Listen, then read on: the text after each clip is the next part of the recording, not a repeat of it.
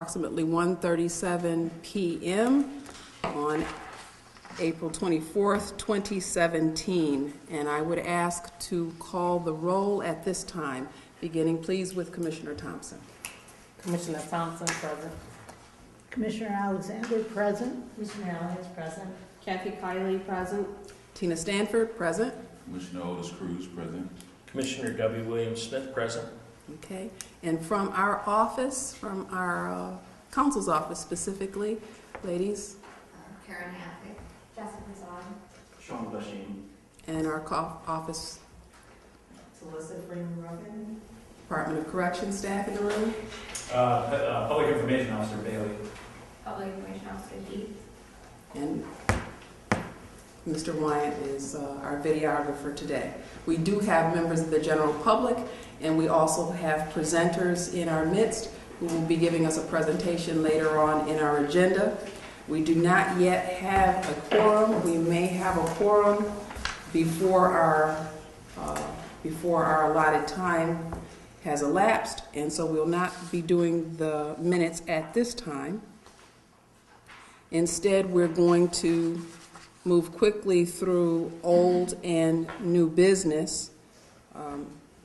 There is no old business on the table presently. In terms of new business, I would just have a brief report from our counsel in terms of the status of our cases in appeal. Okay. Just wanted to let everyone know that I know for quite some time the administrative appeals have been backlogged. However, since November of 2015, we've actually been answering the administrative appeals within 4-month time allotment. In fact, most times we are answering appeals within 3 weeks of the perfection of the appeal. So I just wanted to let everybody know that with respect to the administrative appeals. Thank you. And in the interim, we've been joined by our commissioner who will give us a quorum today. And state your name for the record and your attendance. Commissioner Julie Smith, present. Thank you very much. Now with that, we have a quorum. And so I turn your attention to the minutes of the March 27th, 2017 meeting. If you've had an opportunity to review them, and you were present at the meeting and can make such a motion, I would be looking for a motion to receive these minutes with corrections or as they stand. Is there such a motion? I would move that we approve these minutes as written. Is there a second? I'll second. Okay. Second by Commissioner Smith. Any that need to abstain due to absence? I believe there's just one, Commissioner Thompson. All in favor, please indicate by saying aye. Aye. Aye. Are there any nays? And of course, there's the one abstention for Commissioner Thompson. And that motion is carried. These minutes are accepted without correction. Okay, at this point, we've been honored to have guests who want to make a presentation to us, who are affiliated and or work for Release Aging People in Prison, also known as RAPP, R-A-P-P. They are affiliated with the Correctional Association of New York, and Mr. Fareed is at the head of this body, and he leads the group. And I would ask that he and Ms. Kohler-Hossman please join me at the front as our first two presenters. And then when they finish their presentation, we will have 3 others join us in turn in the order that they've given us to make their presentations.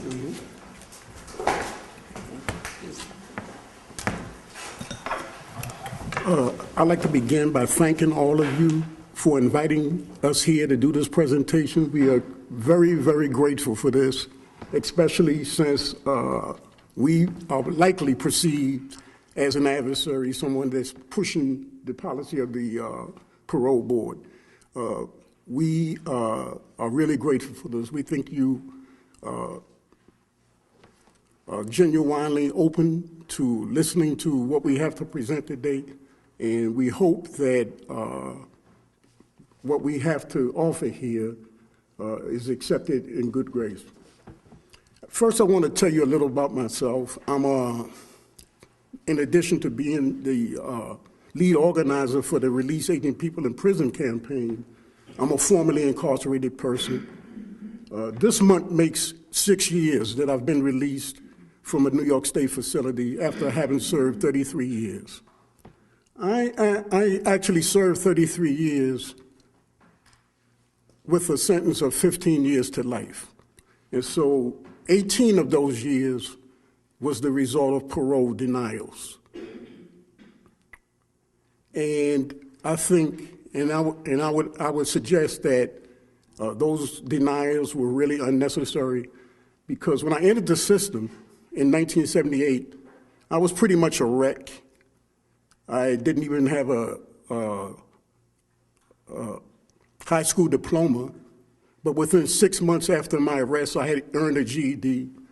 And before that 15 years was up, I had gone on and earned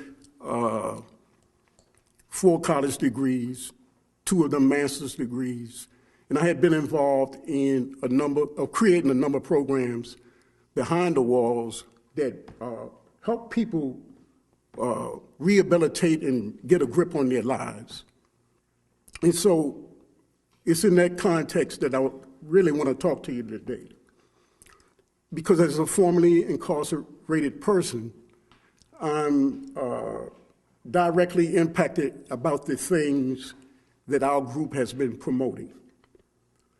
And the very first thing I want to try to emphasize, that I hope that I can get across, is that contrary to what may be implied or suggested, I think we are after the same thing that most of you aim for, and that's public safety. That's ultimately our aim, public safety.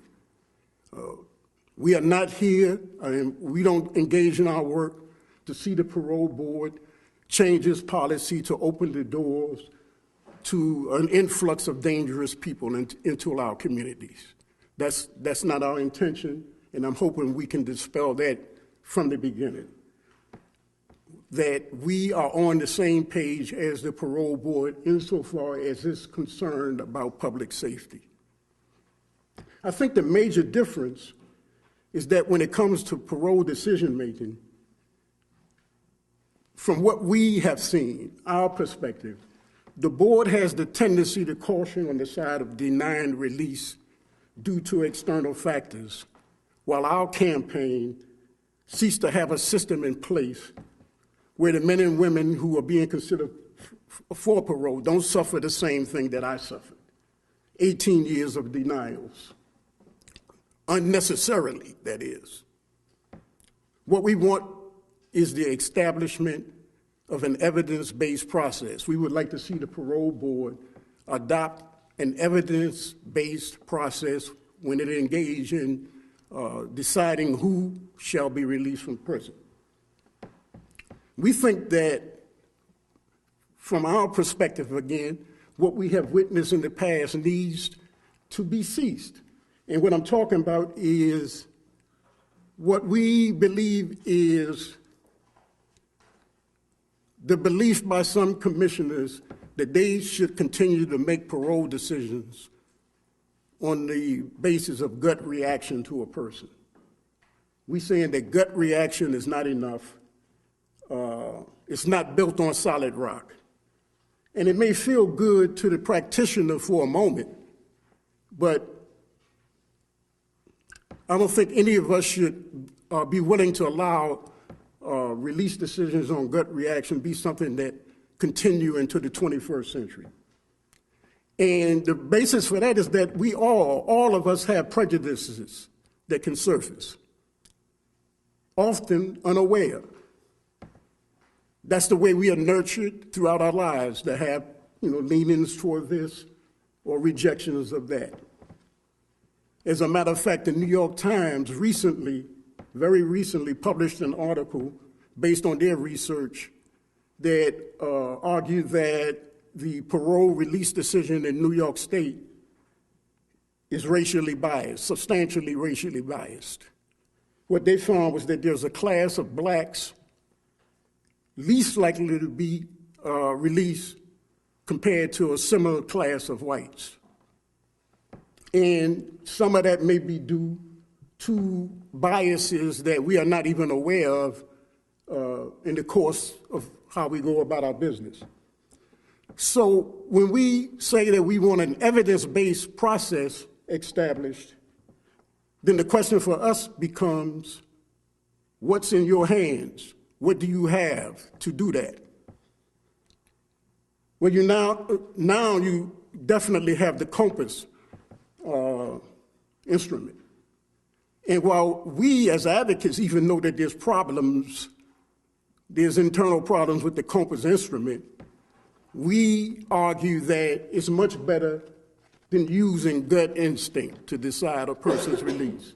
The compass instrument is something that has been established as a scientific-based instrument. And so you should use that. That's something that's in your hands. What else do you have in your hands? Well, you have conventional wisdom. You have the knowledge of things such as educational achievement, programming while behind the walls, connection to family while a person is confined, et cetera, et cetera. And you have the things that our campaign focus on, such as age and long-termers who have been convicted of serious offenses, violent offenses.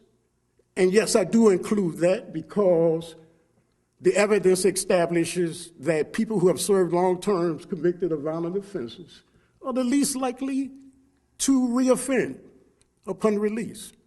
Now, that's pretty much counterintuitive, but it's well established by the evidence. And we have brought some of that evidence with us today. We included it in some of the stuff that was distributed to you, and we hope that you take the time to read through some of that. I want to say that I went to 10 parole boards before I was released. I was released at the 10th. And apparently, the commissioner's gut reactions to me at those earlier 9 boards wasn't really favorable. Or perhaps they just didn't take the time to take a good look at me. And at that 10th board, by the grace of God, I had 2 commissioners at that board who were pretty much rebelling against a system of rubber stamp denials of parole. And they took the time to look at me. And what they had in their hands, they didn't even have compass at that time. The compass wasn't out yet when I went to that last 10th board. What they had in their hands were 33 years of my confinement behind the walls. They were able to look at that and take a good look at me and decide that I was a person prepared to be released. The population that we focus on are the lowest of risk for recidivism, elderly people who have served long terms.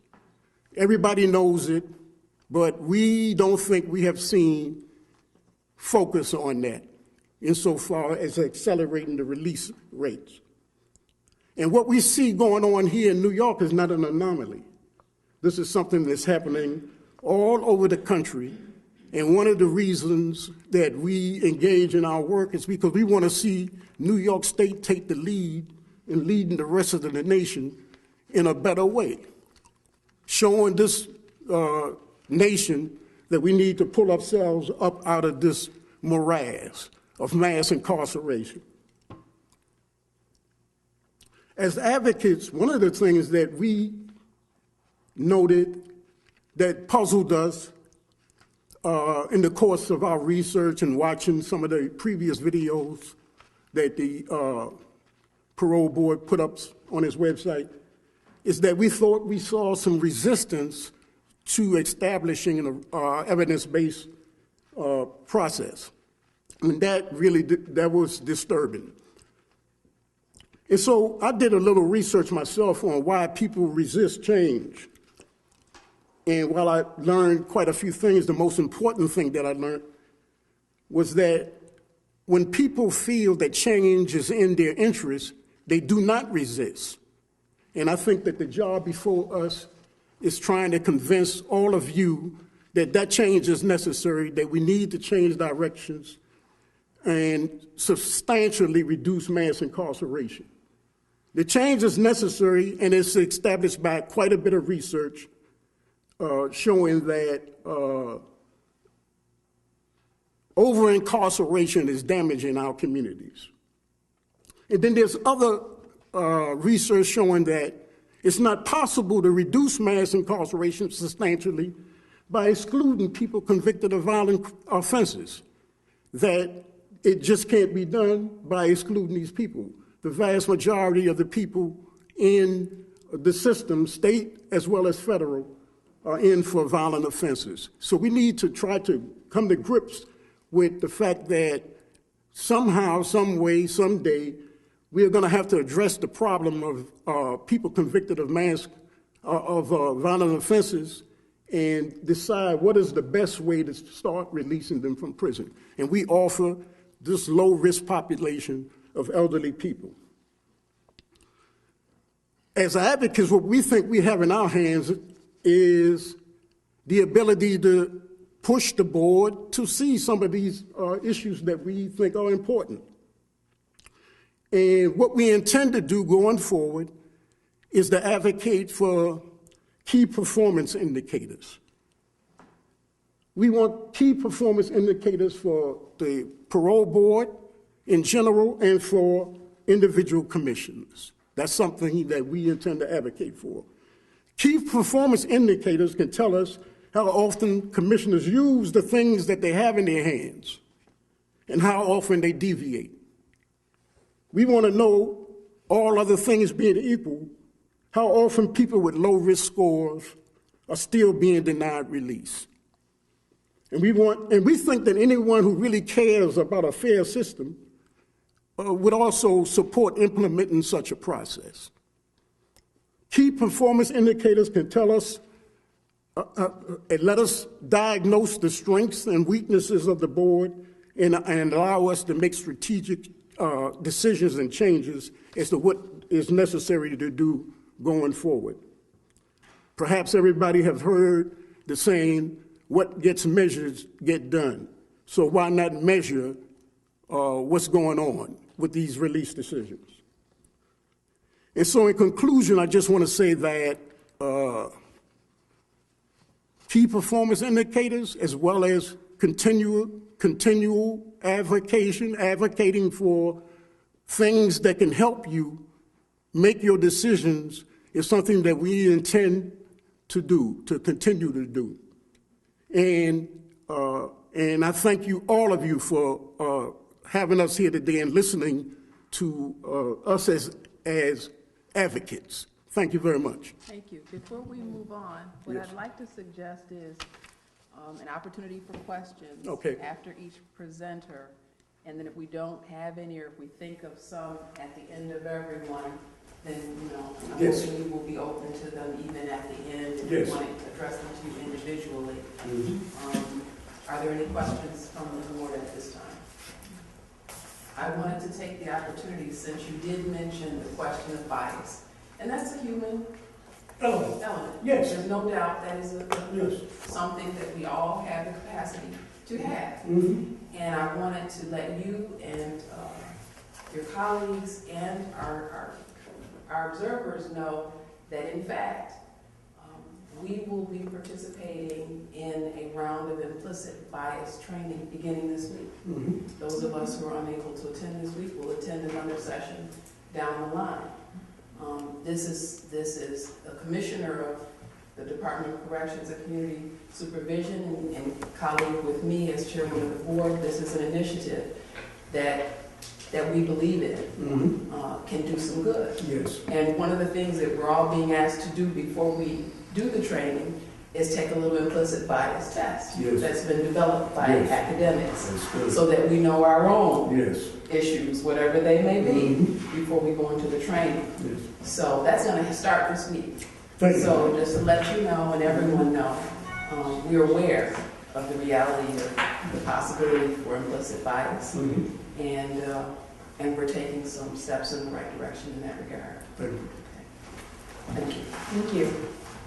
Thank you for having us. My name is Dr. Issa Kohler-Houseman. I'm a professor of law and sociology at Yale University. So how many people in the room have children? Or maybe were children before you were parole board members, right? So I want to ask you to think about a few things about children.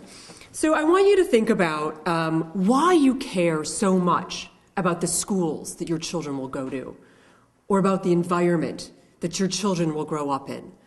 Why you will so fiercely protect your children from witnessing violence or from seeing violence, right?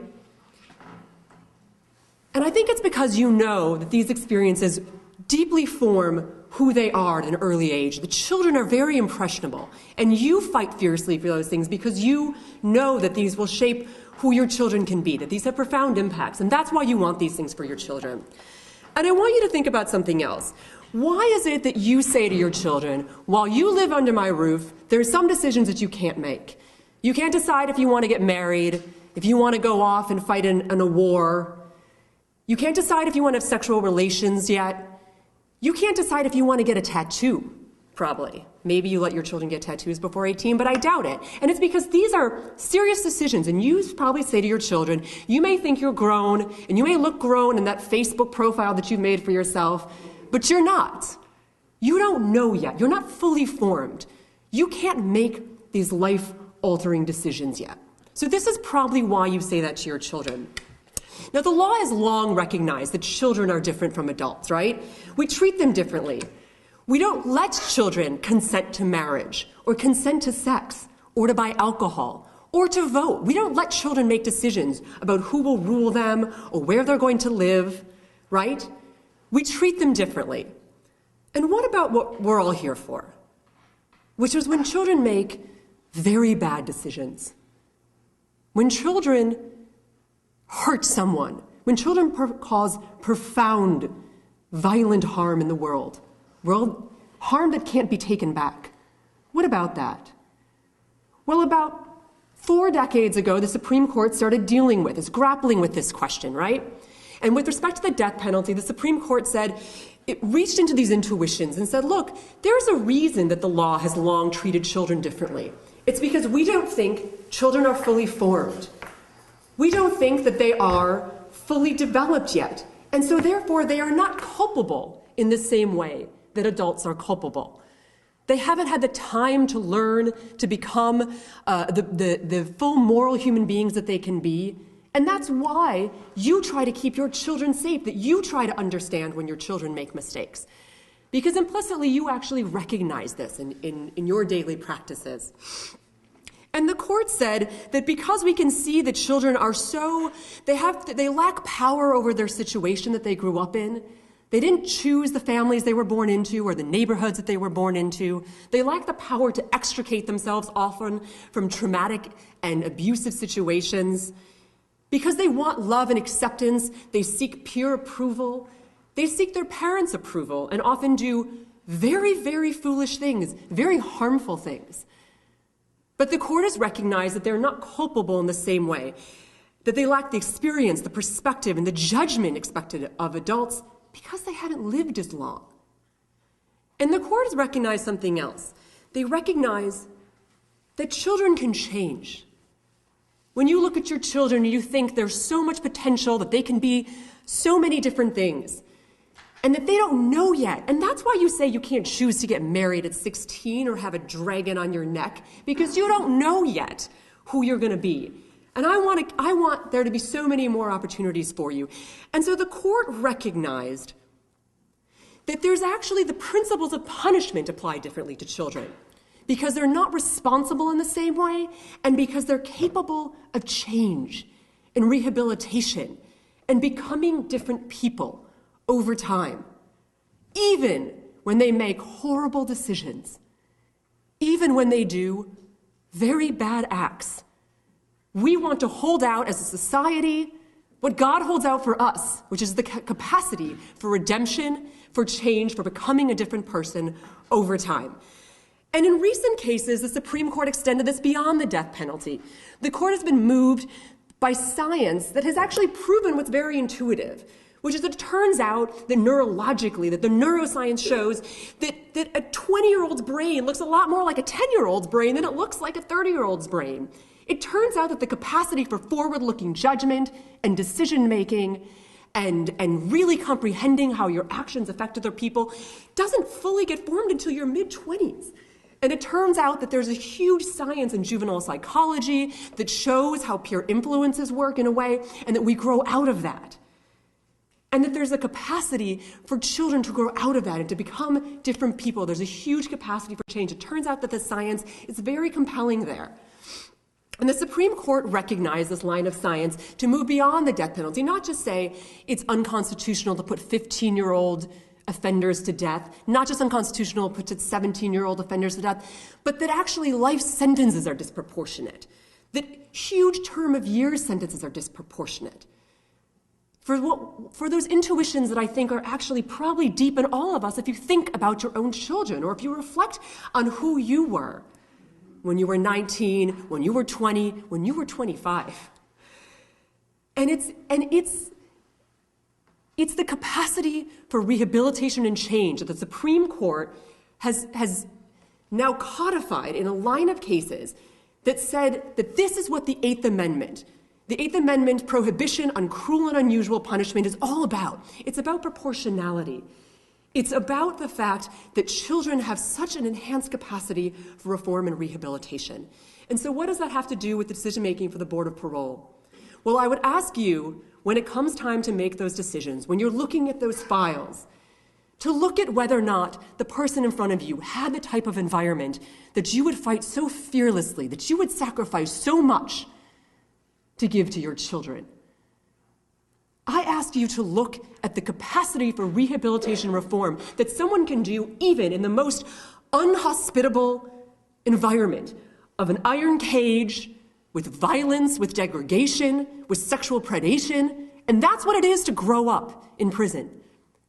That's what it is to grow up in prison. And yet there are men and women that have done unbelievable things, that have gotten master's degrees, that have learned how to care for others, that have truly seen the harm that they have done, that have faced that harm, that have faced the darkest moments, the capacity for creating violence and harm to another human being, and have said, I am not going to be that human being anymore. I'm going to be a different man. I'm going to be a different woman. I'm going to grow up and be a different person.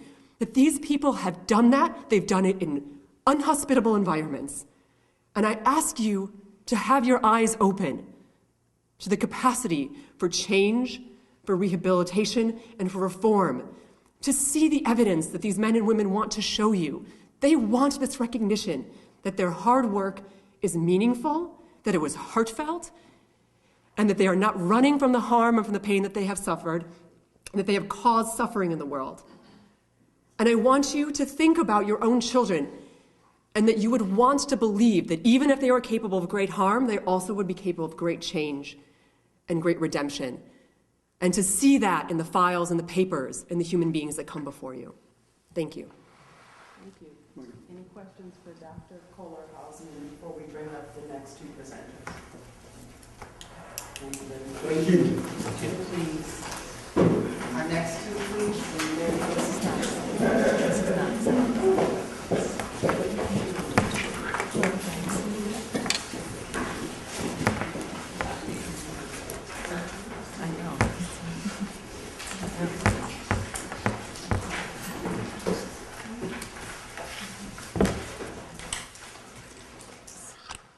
Good afternoon. Thank you very much for having us. I feel like it's a real opportunity for us to be able to share with you our thinking and hopefully be able to hear from you as well. My name is Kathy Boudin. I served 22 years in the New York State prison system, and I've been home for 13 years. Since coming home, I completed my doctoral degree in education at Teachers College at Columbia, where I studied the experience of adolescence with an incarcerated mother. And during the period of studies, I worked at St. Luke's Roosevelt Hospital and developed a program for people coming home from prison to make access to getting health care easier and supportive. It was called the Coming Home Program, and it was staffed by 7 people, all of whom had been incarcerated. The clinic saw probably 2,000 people who had returned from prison because health care is not usually put on the prime area for reentry issues, but it is really clearly an important reentry issue. After completing my doctoral degree, I went to Columbia University, and with a colleague and other people there, we've created something called the Center for Justice at Columbia University, where we work to educate people at Columbia, students and faculty, and to connect them to community involved in trying to make change. I'm also a member of the RAP organization, and RAP and the Center for Justice have worked together. But I want to talk about really a separate thing than that. It's something that I've worked on since I came home, and it was part of what my prison experience led me to want to work on. It's called the Long-Termers Responsibility Program, Coming to Terms. It's a program that's done through the Osborne Association, and it's a program for people who have been in prison convicted for murder, as I was. We started the program with individuals. We now work with a group. The first thing that we do in this program is for people to have an opportunity to look at their lives. What is it that led them to commit a murder or to be involved in something in which somebody or some people were killed? What happened in their life? How did they grow up that led that to happen? And it gives them the opportunity to reflect on the conditions that they lived in, the choices that they made, the neighborhood, the experience at home, what were the social determinants, what were their own choices within that, and to try to connect the dots so that they can then talk about what led them to be there that day and to do what they did. The second piece that we work on is what happened that day. What did they actually do? What was the particular responsibility that they took on that day? The third thing is to talk about the suffering and the harm that was done. What was the suffering of the families who lost a loved one? What was the suffering of within the community? What happened to their own family? And what happened to their own community as a result of that act? We work on the issue of remorse. We work on writing a letter of apology, which probably will never reach the people because of the separation between people who have been victims or survivors. But writing an apology matters. And then we work on, well, what would they do to imagine changing society so that the choices that they made would be less likely to be made by somebody else? Now, why do we do this program? Or what happened that led me to be interested in it? Well, I went through a process in prison myself of having to come to terms with the acts that led me to prison, of wanting to understand and connect the dots in my own life, and of wanting to figure out, really understanding what was my role that day and what was the suffering that resulted. And I think that what's amazing is it may seem to you a very basic thing for people to do when they go to prison, but it's really not. Because what happens is, right from the start, when you go to a trial, the job of your lawyer is to minimize what you've done in order to get a plea. That's the job of a lawyer. It's not about reaching the truth. It's about how do we minimize what your role was so that you can get the best plea that you can get or the best jury decision that you can get and then the best sentence you can get. So people arrive in prison with a minimization narrative, which they carry with them for all the years that they're in prison. Because it's nicer to feel that you didn't really do a lot of damage to somebody else, and it's easier to live with yourself in that way. So being able to break that narrative is a really important thing to do, but there's no place in the prison where that happens.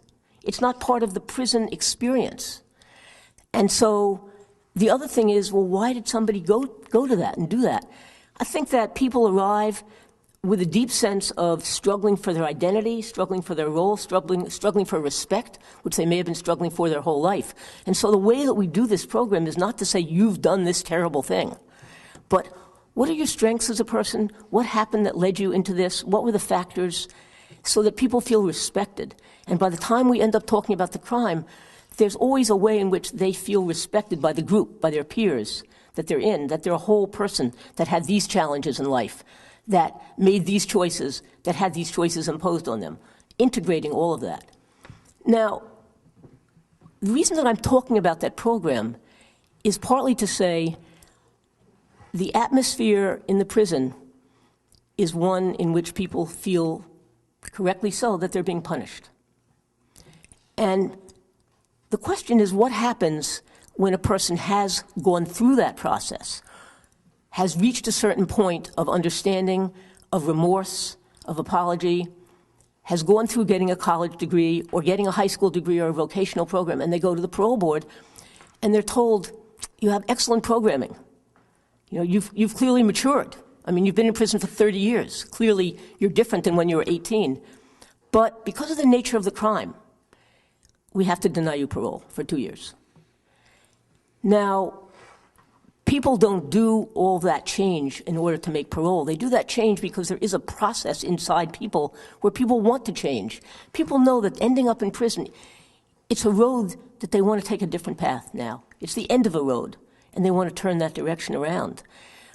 So that's why the growth happens. It doesn't happen to make parole. It's about a life force that are in all of us.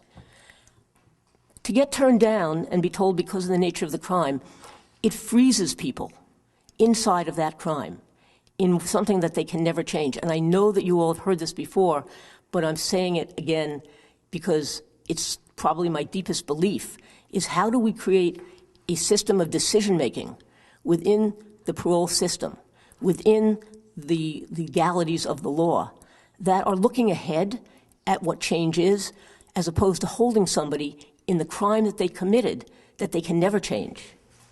Well, I know that the executive law gives the right to take into account the seriousness of the crime. I think what's true about the executive law, and it's true about the parole regulations, is that there's a lot of room for decision-making. And we know from court decisions that you have the right to weigh those factors. I think what I'm asking is that this has been a period in which mass incarceration is being rethought throughout the country. The fact that punishment has been a leading value in these last, say, 30 or 40 years that has led to lengthier sentences, more people incarcerated, increase in solitary confinement, collateral punishments when people come home from prison. All of these things are part of a kind of paradigm that we've been living in that, of course, impact on how one weighs the different factors. But it always struck me, well, that, you know, the purpose of the state, as my knowledge of history is, was to take away from the kind of wildness of people saying, wait a minute, you killed my sister, I'm going to kill you. Sort of an eye for an eye, a tooth for a tooth. And recognizes that when people have been deeply harmed by a death, it's understandable that they're going to want, at least for some period of time, the anger may drive them. They may want the other person killed. They may want the other person tortured. But how does that get regulated? And so part of the regulation is the role of the parole board, is to be able to regulate that. And we have, as we know, lengthy sentences. I think to understand that a 15, 20, 25, or 30-year sentence is a long sentence out of somebody's life. So how can decisions be made that take into account the seriousness, the length of time of that sentence, but also understand that decisions recognize the worth of people and the importance of change? I think that punishment can be used for the purpose of changing behavior, but after a certain number of years, and the behavior has clearly changed, then what do we think the punishment is for? And is the punishment for mainly revenge?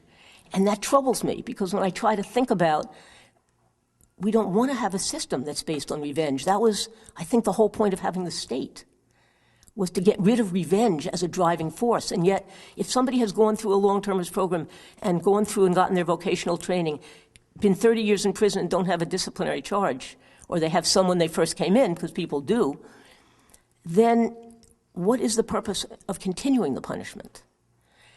And I guess what I'm thinking is that as parole board members, you have in your hands the possibility, I think as Fareed said, this is a time when our country is trying to think about what is a just criminal justice system. And you have in your hands the possibility of playing a major role in thinking about that as something that's not based just on punishment, but that's actually based on people changing, on transformation, and talking about that as a principal way, a principal value within our criminal justice system. So I look forward to any questions about either the program or anything else that I've said, and also in hoping in some way that we can have some dialogue about this. And I just thank you so much again for having us speak. Any questions? I have one. Are you familiar with Common Justice, presently operating Very in much so. Brooklyn? And I think I've heard Very much so. from its executive director, I think they're moving into the Bronx. Yes, and we definitely work with them, and we just had a conference at Columbia and they spoke in 3 different sessions, and it's a restorative justice program. And I would say that the long-termers program is also a restorative justice program. And the reason I asked if you're familiar with them is because I think I feel like I see an opportunity here for the kind of restorative program that operates within Common Justice, which is pre-conviction, to maybe have some utility post-conviction, particularly in the context of someone who may be coming before a parole panel. I don't know presently how many true experts we have in New York State who know how to sensitively bring together both what Common Justice calls the harmed party and the person who's caused the harm, so that it's not a beat-up session, so that it's not, it doesn't do more harm to either party, but maybe helps both parties to heal, to help to increase the likelihood that the person who caused the harm would not do any further harm, and to increase the likelihood of some healing and some restoration for the person who has been harmed. A lot of times people just want to say why. And maybe they want to hear an apology face to face. And as you said, after trial, you still may be able to appeal. So you're not likely, if that's been the tact that your attorney has taken, to give an apology on the day of sentence. So these living survivors of crime and their family didn't hear what they thought they should hear. And they may never, because to your point, though many people do the letters, they go to the apology bank, there's no policy that the people who they're intended for will ever see them unless they ask for them. So I think there's some work that can be done in that area to create an opportunity for healing for everybody concerned. And I hope that we can dialogue more about that in the future. Thank you. Other experts that do that work. I think that's really important. And I think sometimes in the beginning, it's hard to imagine people coming together when a loss of life has occurred. But as time goes by, for people that have been survivors of deaths, of crimes, serious crimes, to know something about the change that's occurred, to be able to ask the questions, to be able to express the anger, it's about a healing process as opposed to just a continuing punitive process. And I think that would be a wonderful direction to move in. Thank you. Thank you. Mr. Manley.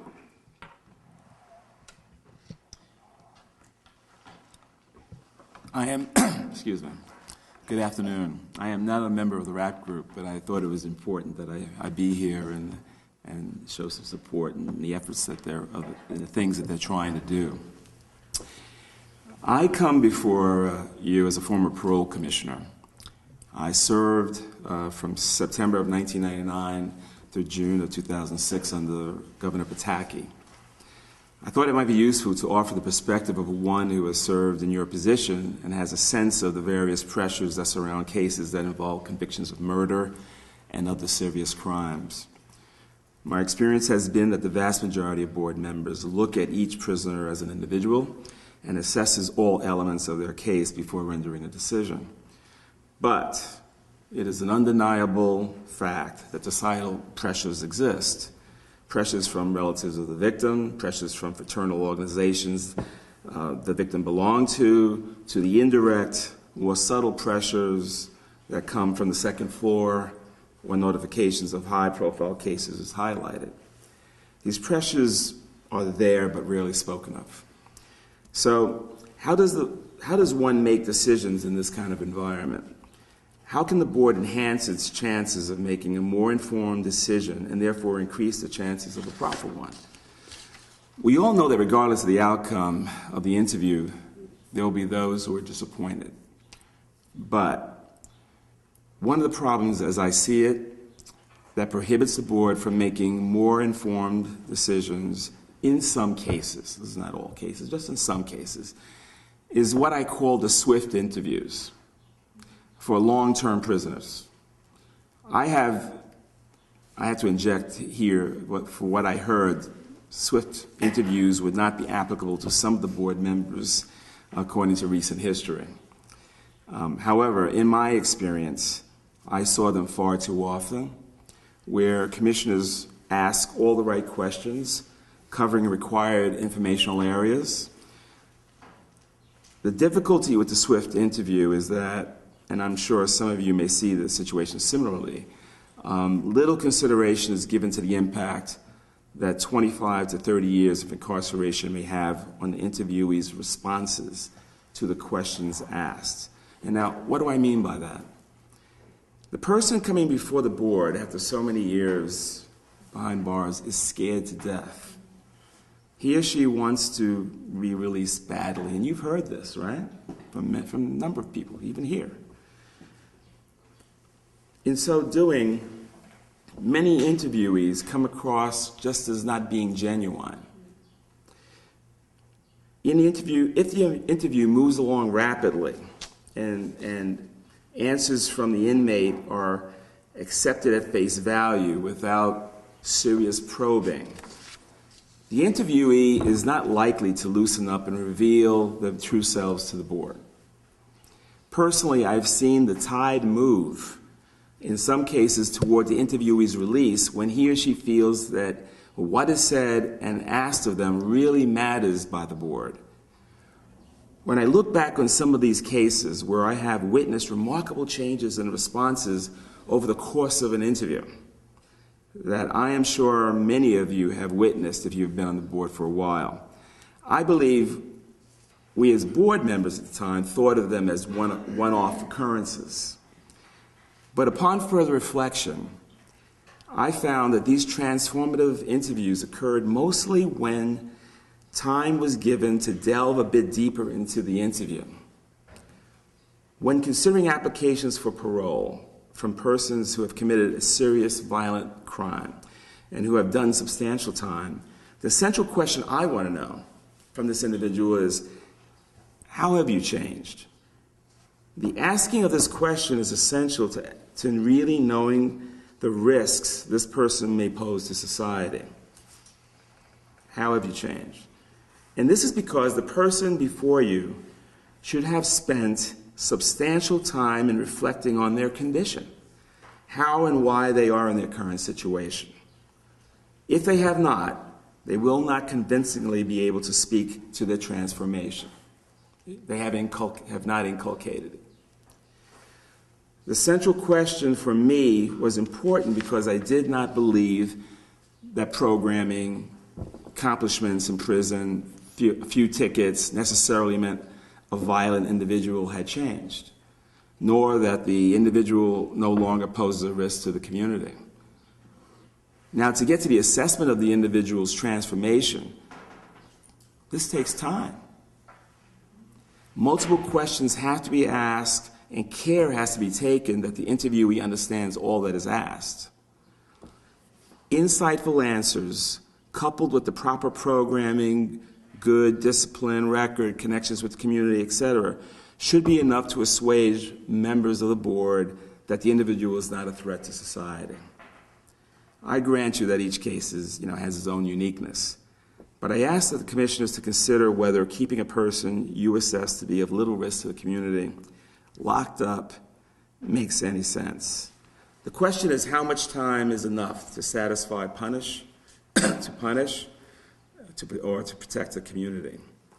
My belief, and I would hope that it is yours, is that someone who has paid their debt to society through incarceration, and in your estimate has been rehabilitated or transformed, that they should be released.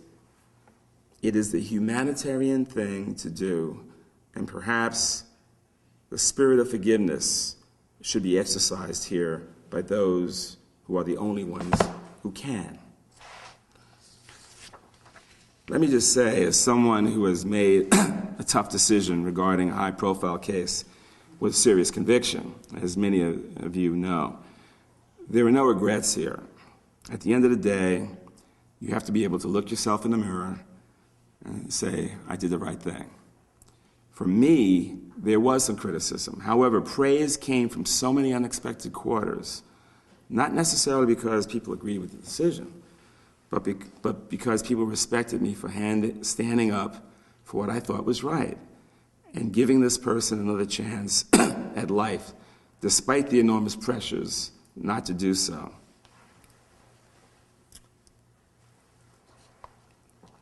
Now I'd like to talk a little bit about my experience on the Pro Board and something that was already talked about, and that is holding young people who commit various crimes to the same standard as grown men. And I could cut this short because it's already been spoken about. I saw a similar article in 2004, and I printed out the article, pulled up the research that talked about the brains of young people being different from adults, that they couldn't understand the consequences of what they did. That means that they physically could not understand that their actions and what the consequences would be from those actions. So I passed it around. I had individual conversations with commissioners. We had dinner, we had lunch. Didn't see a whole lot of change. But then another commissioner saw a similar article in the Times-Union. It wasn't the New York Times, but he passed an email around and said, Manley was right. And interestingly enough, those conversations started to happen, and I started to see changes in terms of, in the cases I was on and ones I asked about, where young people were coming before the board. And I say this, that I would encourage commissioners to speak to fellow board members if they see patterns of handling cases that they find bothersome. In this case, a little education, I believe, made a difference.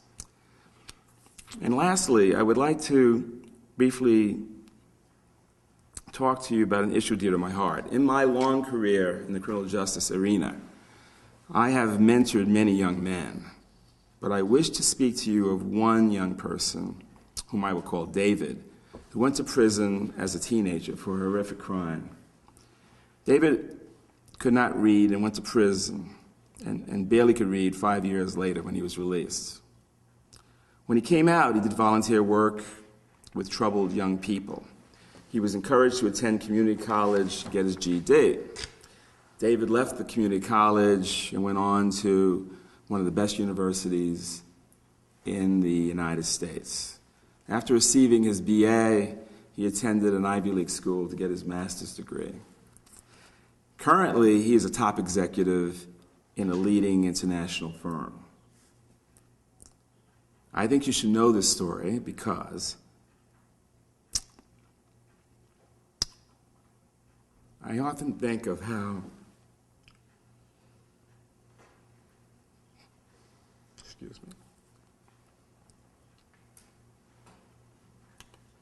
I often think of how many Davids there are out there who have the ability to contribute to society but remain incarcerated for something they can never take back. Thank you.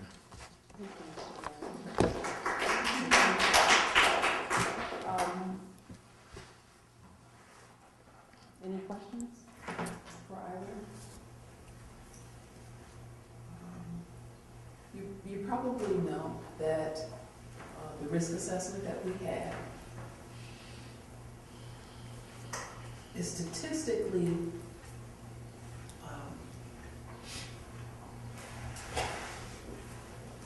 it's more likely that it will give a high risk level for a younger incarcerated person.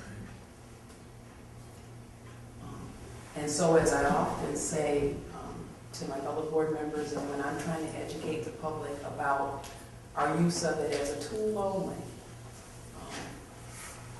it's not only to explain where we deny release to someone who it may say is low, but we're looking at other factors in addition to, but it's also so that we feel free to grant release to someone who it may say is high, because we're looking at other things. Right. So I wanted to just say that.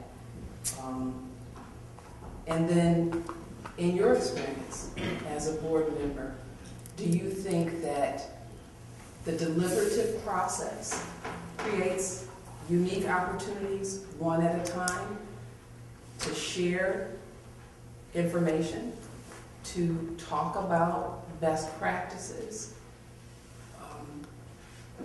Or do you feel that that's maybe better done through a mass email with literature or scientific research, or through a special training, or is it both? And what is the opportunity for establishing good practices and different ways of thinking through things that we might bring because of our different background and experience within the context of that deliberative process? And does that also then call upon that process to take a little longer as well? Yeah, I think it does. I mean, I think it's both. I mean, I think that I think sharing through all forms of communication, training in person with each other, training, sharing information that you have, emails is good. When you say deliberative process, I mean the vote, the actual get down to it after the interview is over. Yeah. To make the decision. Make the decision. I think that should be more deliberative. You know, I think there should be more discussion than often is, because of time, because of the way the process is set up. I don't think it has to be this way. It has to be as rushed as it is, and certainly not for long terms. But we have to really start thinking about what is best, and what is the best way to get information from somebody. And as I was saying in my presentation, when you spend time with them and you give them a chance to, they really think that you're concerned, you see these changes that occurs. That doesn't happen when it happens quickly, when things are sped through. And I've had other commissioners say to me, wow, I mean, actually say, wow, this is an entirely different person. I was writing this person off. And then change because we spent the time, or took the time and asked the question in multiple different ways so that they really cares. And they change before our eyes. But sometimes you gotta really probe. And that's difficult when you're under such pressure, and I understand that. Thank you. Okay. And then I think we have one other presenter. Good afternoon, commissioners. Thank you for taking the time today to meet with us, and your willingness to listen and hear these alternate perspectives. I truly understand the complexity of your jobs and how seriously you must take these life-altering decisions you are tasked with making. It is somewhat of a double-edged sword, I imagine, having the ability to give a second chance to some people while enforcing more time to others. I imagine this includes an array of emotions, internal struggles, pre- and post-decision making. I personally could never take on a job of this magnitude, and so I commend you for having the confidence to objectively assess a person's remorse and rehabilitation in order to keep the larger society safe. I'm here today to offer you a more personal insight into all of the people affected by the crime of the individual who is incarcerated. while you as the board have the opportunity to hear the incarcerated person's narrative as well as the victim's family's narrative, I represent the somewhat voiceless population in this process, the children of the incarcerated. We are the other innocent victims in our parents' crimes, and therefore there is much to be considered. Being the child of a parent who is incarcerated generally means a life of secrecy and shame, and having other people make all of the decisions for you.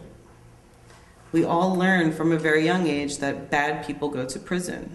So we are often left wondering, if my parent is bad, then that must mean I am bad too. On top of regular developmental struggles and milestones, I had to navigate through feelings of being inherently bad my entire life. Or worse, would I ever have the capacity to take somebody else's life? These feelings monopolized my thinking my entire life.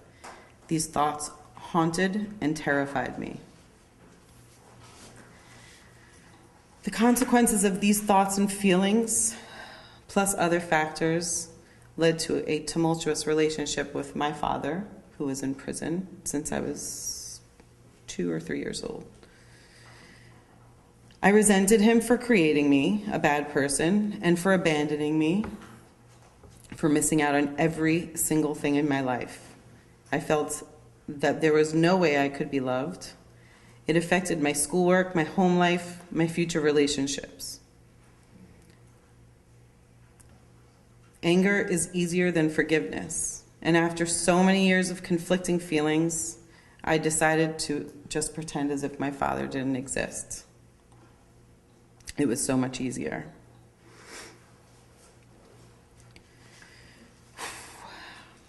However, underneath all the anger, there's always a feeling and a desire to know my father and to spend time with him and to have a father-daughter relationship. As much as I pushed him away, he was really all I ever wanted. So after years of back and forth, I decided a few years ago that I would give it one last try. I'm sorry, just bear with me. Unfortunately, my father was still in prison, but we were finally able to really get to know each other because I had truly forgiven him. We were able to form a unique father and daughter bond given our unusual circumstances. My father, who was also now a grandfather, could establish a relationship with his granddaughter. It was really exciting. It filled me with such happiness.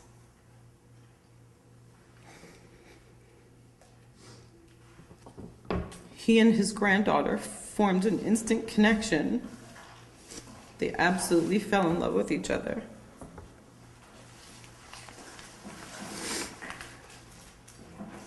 At the time, my father was coming out for another parole hearing. He shared his parole packet with me. It was a gigantic book filled with letters of support, even letters of support from correction officers. There was undergraduate degrees, graduate degrees, copy of his immaculate prison record, which I think we all can agree is near impossible to have. Documentation of the numerous programs he had developed and implemented. He expressed the deep remorse he felt for his crime and the devastating effects it had on his victim's family. Despite the completely changed man he had become and his near-perfect compass score, my father was denied parole for the 10th time. Although he was praised for all of his accomplishments, the denial was referred back to his original crime. His initial crime had demonstrated a complete disregard for the law. And even though he had just turned 70 years old, it was felt that he would still be a risk to public safety. Even though he had served 40 years of his 25 years to life sentence, it still seemingly wasn't enough. In some of his last letters to my sister and I, my father expressed hopelessness. he felt there was nothing he could do to prove how sorry he was, how much he had changed. There was nothing left. On August 4th, my father hung himself from the window in his cell. The only way he felt he could show his true remorse was by paying a life for a life with his own life. My sister and I lost our father again. Our children lost their grandfather. It was one of the most devastating moments of my entire life. Second to having to explain to my 10-year-old daughter that her grandfather was gone.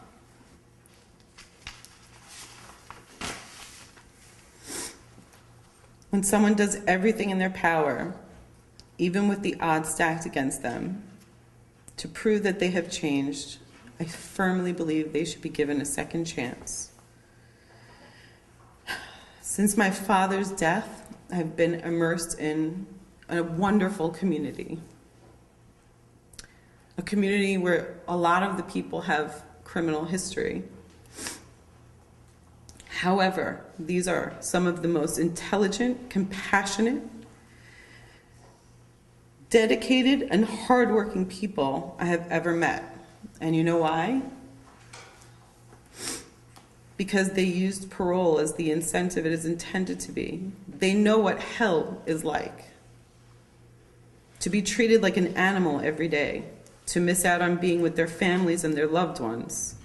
And they are grateful for every day they have to make a difference and not endure the suffering, unlike the rest of us who take it for granted. My father, like so many other people in his situation, are human beings. Human beings who have now been eternally defined by the worst thing they've ever done.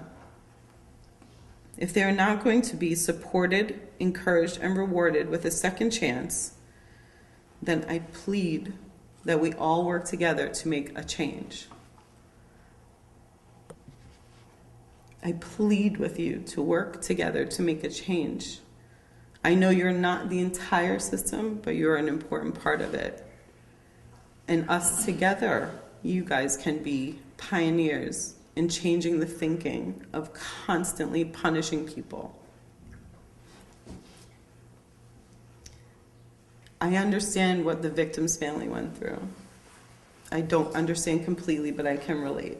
It's horrible. I understand what it's like to have your father taken away from you.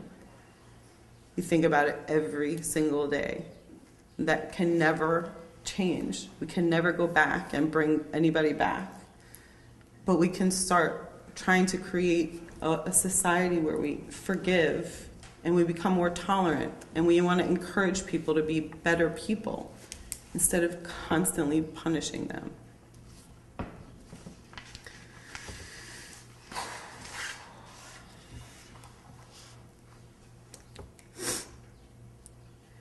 My father served 40 years of his 25-year to life sentence. While no time served could bring back a life, time served can fulfill its intended purpose. After 40 years, the punishment seemingly starts to have a contradictory effect. How long can someone sit and pay for their crime without the feelings of remorse and regret completely destroying their will? These long punishments nourish anger and prevent forgiveness and transcendence for the victims. Anger and hatred are essentially being bred and nurtured and spreading to the rest of the larger society.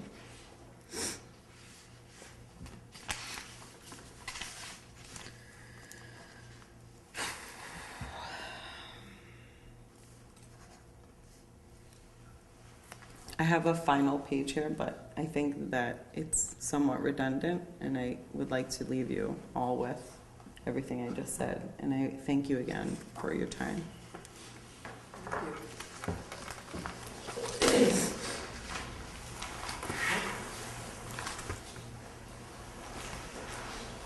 I think Danielle said it really well. My name is Laura Whitehorn. I'm also formerly incarcerated, also for violent crimes. I was in the federal system. There's no parole there anymore, as you probably know. And I'm also older than most of you on the board. And so I remember a time when it was thought that the purpose of going to prison was to be removed, and that was your punishment, to be rehabilitated, to change, to consider the damage you had done. And people generally got out after the 25 years on a 25 to life sentence. I know you all have tremendous responsibility. I also think you're very fortunate because, as Danielle said, you sit in a place where you could make a difference. I know that respect for the law is one of the things you want to uphold. There is such a division in our society. People don't trust each other. People don't trust the law because of the way that sentences have been extended and punishment has been extended. People feel that they're not seen, their pain, their anger, their lives are not seen. That can be changed. And I just want to say one last thing is that RAP began because we started to see around the country in newspaper after newspaper extensive articles about the crisis in aging. The book that we brought copies of, Aging in Prison, Reducing Elder Incarceration and Promoting Public Safety, has that title for a reason. It's what Fareed said. Our goal is to promote public safety. What we saw was that the population of people 50 and older in New York State, I hope you know this, has gone up by 98% since the year 2000, at the same time as the general prison population has fallen by something almost 30%.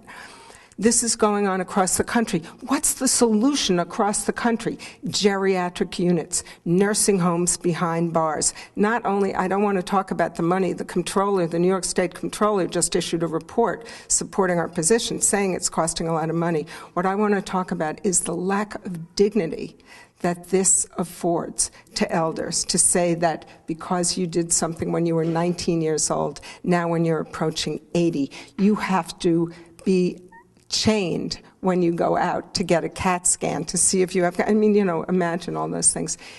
You guys sit in a moment when New York State could be leading in saying, let's be sensible, let's resist the public pressure, the pressure of the law enforcement unions, the pressure of politicians who fear that something might be done by someone who is released on their watch and it'll be made something of. Let's remember that we're talking about humanity and that that's what we have in our hands, is the future of humanity. Respect for the law, because people know that if there is a system that says 25 to life, it doesn't get turned in the midst to life without parole. And so I kind of envy you because you sit in a place where you could directly have an impact, where we have to write leaflets and issue reports and, you know, try everything that we can do to try to make it so that our society can be one that is a joy to live in and not stingy, angry, and repressive. Thank you so much for letting us come. Thank you. Thank you both. Any questions? Yeah. Thank you.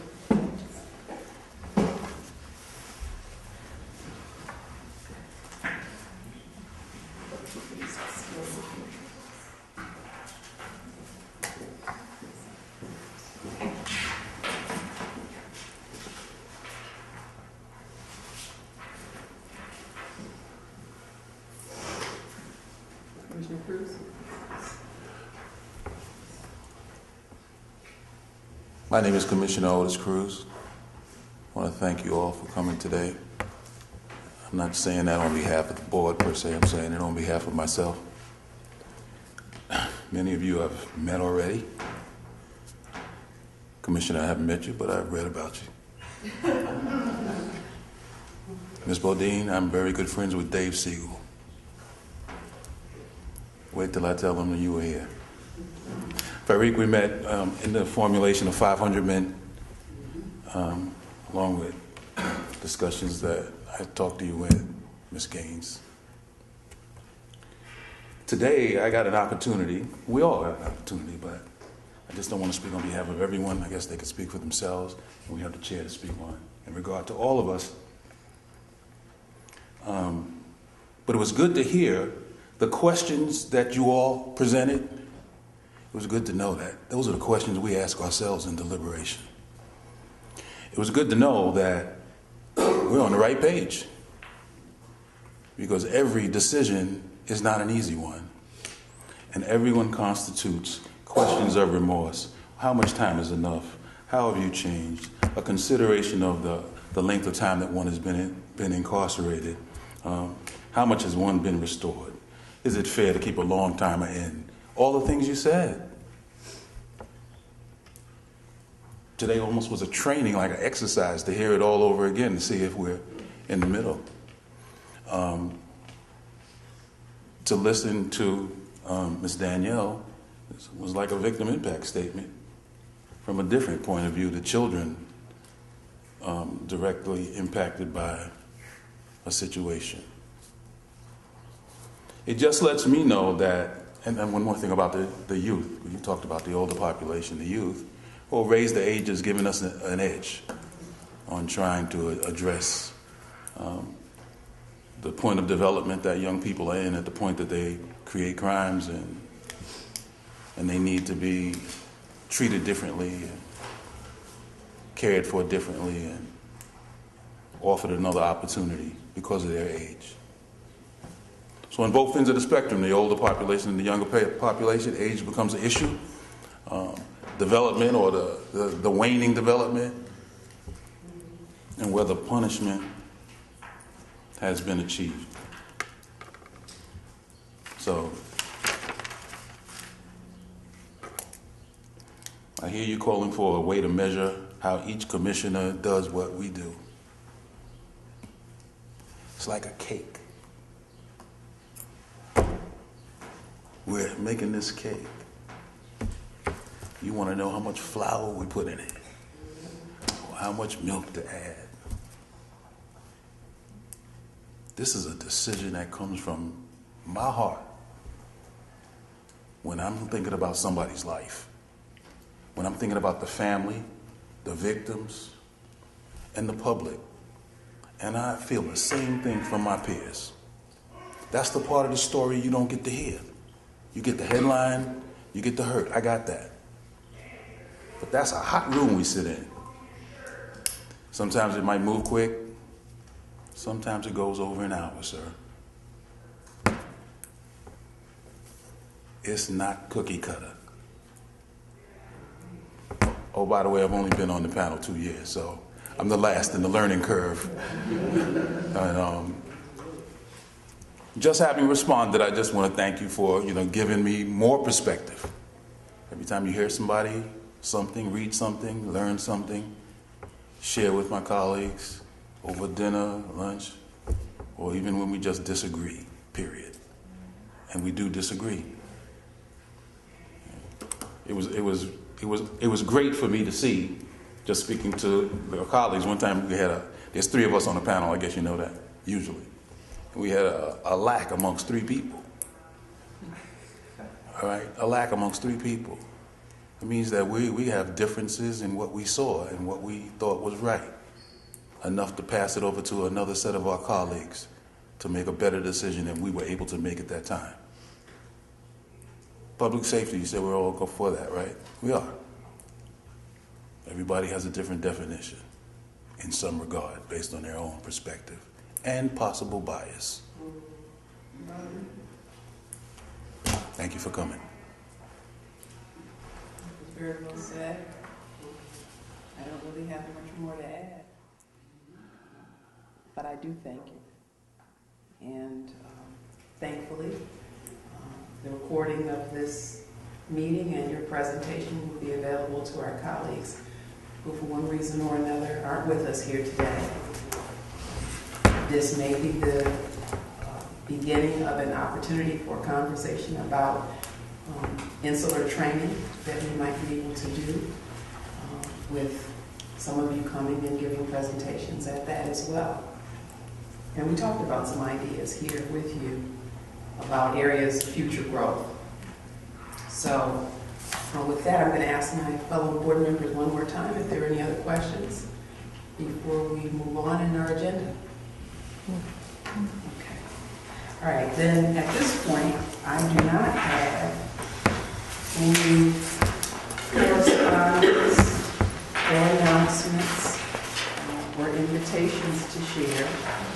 I did mention the training that's coming up this week, and those of you who can, I hope will attend. But there are going to be several rounds, and so if people aren't able to attend from one reason or another, they'll be able to join another session.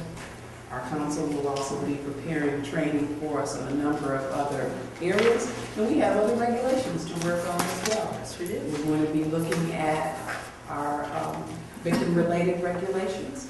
We're going to be looking at our rescission-related regulations. We're trying to finalize, in conjunction with the larger department, the medical parole directives that will govern the practice that is unique to us and that we interact with the larger department with going forward. So we've got a lot of work to do while we yet still meet and make these very important decisions week by week, person by person. Thank you for attending today. Thank you for your attention. And I'm wishing us all good health so that we can press forward and continue to do what we do and not lose strength, but gain strength and momentum to do it better and better. So thank you to our observers for their attendance, and to the other members of the department and the Board of Parole that are here today. With that, I would entertain a motion to adjourn the meeting and enter into executive session to discuss just a few items related to personnel matters.